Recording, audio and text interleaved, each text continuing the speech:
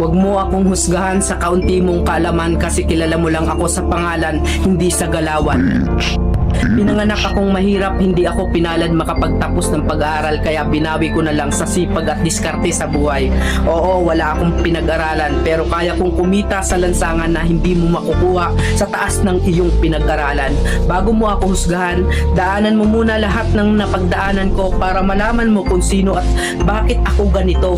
Huwag mo husgahan ng isang tao dahil sa natapos niya.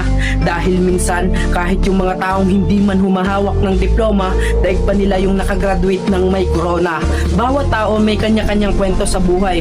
Kaya bago mo sila husgahan, alamin mo muna ang kanilang pagkatao at tingnan mo muna ang sarili mo. Baka malala ka pa sa tinitira mo.